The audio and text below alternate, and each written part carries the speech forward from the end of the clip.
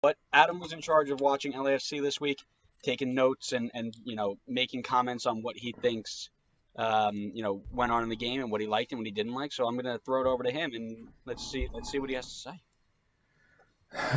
Yeah, so LAFC played against Leon last night. Unfortunately, they lost 2-0.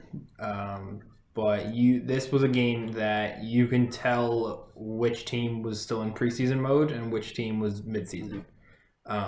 Leon has played, I think, 6 or 7 games in Liga MX so far.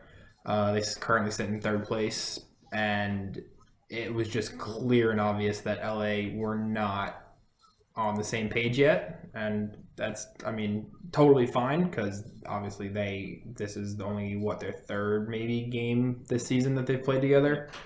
But I mean, this is a knockout tournament. You can't really expect to come in with that lack of game time and expect to compete with teams that are already flying. Um, Lineup wise, I mean, they substituted and put in some newer guys. Francisco Janela was the big one, slotting in for the midfield instead of Atuesta. Mm-hmm. And he didn't do a whole lot. I mean, he had one chance toward the end that he probably should have scored. But the way that LAFC play, and I think that it's very similar to how they played last season, the front three look very fluid. They don't play with a true striker. Velo is kind of like the false nine last night, but tends to drift out wide to try to take more people on 1v1. And they did that almost in the midfield too. Their midfield three of Janela, Mark Anthony Kay, and Latif Blessing. The three of them were just all over the place, and the amount of space that Leon had on the counter was unbelievable at points. Yeah. I could not believe how much open space there was during that game. And then the biggest weakness, obviously losing Walker Zimmerman in the offseason.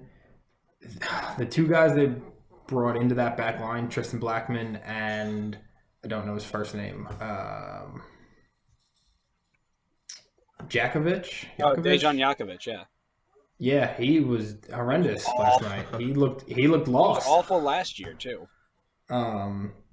That being said, the young kid they had on the left, Palacios, I think looked pretty solid. Yeah, I like I think he did a decent job. And then they brought in this 18-year-old Bryce Duke, who I think played at Barcelona at one point, and is pretty highly rated and looked okay in the midfield. But yeah, you could tell this was not the result or the way LAFC will hopefully play this season. Right, one can only hope, right? I took a look. I was watching this game side by side as well, and I wasn't listening to it. I had the audio on the Atlanta game, but every time something would happen, they would chime in and be like, "This just happened in the LAFC Leon game," and there were times where they would like talk about the game, and they would say that LAFC were getting played off the field, and I looked over, and you're right, so much open space, so much countering attack. Um, Blackman got abused. We talked about that already. No, Atuesta was big.